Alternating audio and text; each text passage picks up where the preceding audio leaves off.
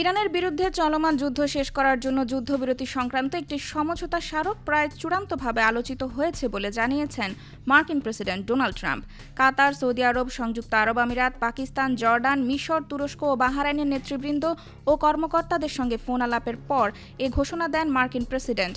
বলেন, এই চুক্তির অংশ হিসেবে হরমুজ প্রণালী পুনরায় খুলে দেওয়ার বিষয়টি অন্তর্ভুক্ত থাকবে। তবে এটি এখনও চূড়ান্ত অনুমোদনের অপেক্ষায় রয়েছে, যা যুক্তরাষ্ট্র ও ইরানের আলোচকরা এবং অন্যান্য দেশ মিলে সম্পন্ন করবে বলেও জানান তিনি। মার্কিন প্রেসিডেন্ট আরও জানান, ইসরায়েলের প্রধানমন্ত্রী বেনিয়ামিন নেতানিয়াহুর সঙ্গে তিনি আলাদাভাবে কথা বলেছেন।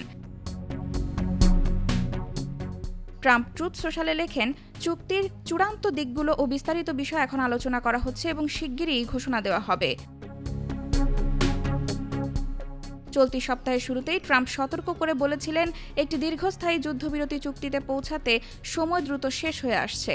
পরে তিনি সাংবাদিকদের জানান, হামলা পুনরায় শুরু করার একেবারে কাছাকাছি পৌঁছে গিয়েও তিনি উপসাগরীয় দেশগুলোর অনুরোধে তা স্থগিত করেছেন।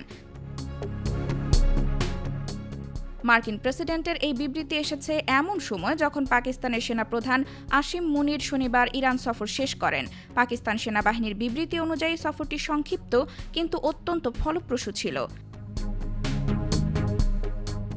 তেহরানের কর্মকর্তারা বারবার যুক্তরাষ্ট্রের সঙ্গে আলোচনায় যাওয়ার বিষয়ে সতর্ক অবস্থান নিয়েছেন, কারণ পারমাণবিক কর্মসূচি নিয়ে আলোচনার সময় যুক্তরাষ্ট্র আগে দুবার ইরানে সামরিক হামলা চালিয়েছিল বলে তাদের অভিযোগ। IBTV USA, new York.